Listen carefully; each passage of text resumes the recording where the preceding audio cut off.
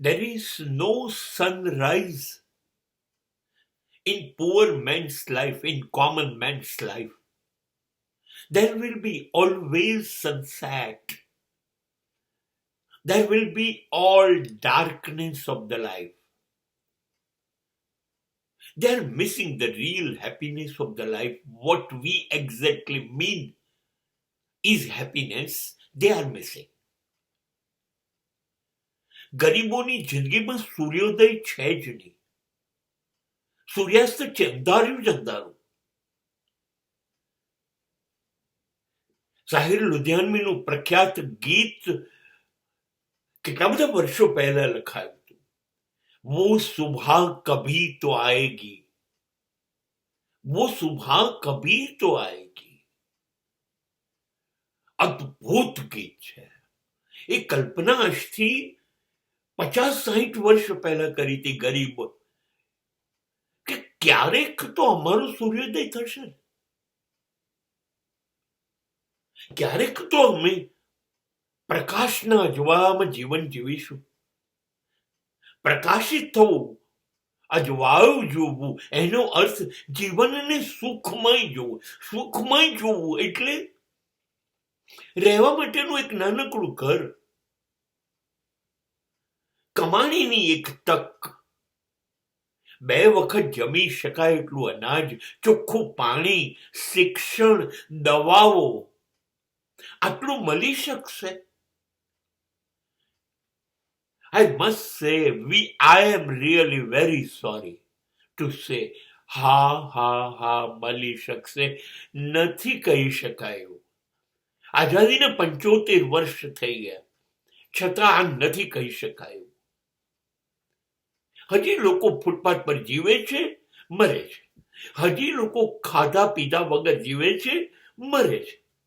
હજી લોકો દવાઓ વગર મરે છે. ભણતર છે નહીં, કમાણીની તક નથી, અંધકારમાં જીવે છે. ક્યાંથી લાવવું?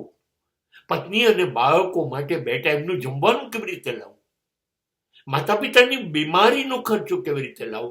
નહીં, નાનકડું કામ ક્યાંક મળ્યું કરી આવવાનું, નોકરી મળી કરી આવવાનું, પગાર આવ્યો, થોડીક આવક આવી, બસ એમ જ જીવી લેવાનું. એમાં જ હોય, એમાં જ દિવાળી, એમાં જ ઉત્તરાયણ, એમાં જન્મદિવસ, એમાં જ લગ્ન તિથિ, એમાં નવરાત્રી, એમાં શિવરાત્રી, બધું જ એમાં જ જીવી લેવાનું. ક્યારે કોઈ એટલે સ્વપ્ન કેવી રીતે આવે? પરસેવાથી રેપ જેબ 12-14 કલાક થઈને આવેલો માણસ ફૂટપાથ ઉપર પડે એવો જ સૂઈ જાય. કયું સ્વપ્ન? બીજે દિવસે ઉઠીને પાછો એ કામમાં લાગી જાય. અંધકારની જિંદગી જીવી રહી છે 75% પ્રજા. રોજ પોતાની જાતને મારીને, રોજ everybody is going to kill own self every day. They are killing their desires, their dreams. ક્યાંથી સૂર્યોદય થાય?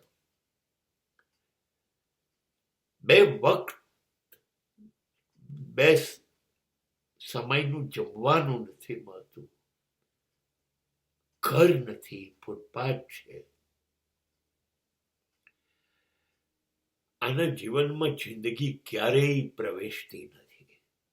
અને એ લોકો ટેવાઈ ગયા છે. એ લોકો હવે ફરિયાદ નથી કરતા.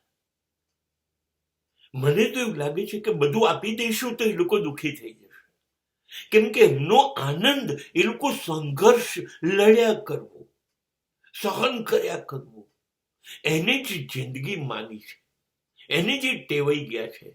બસ આ લડ્યા કરવું અને બધી વસ્તુ વગર ચલાવી લેવું.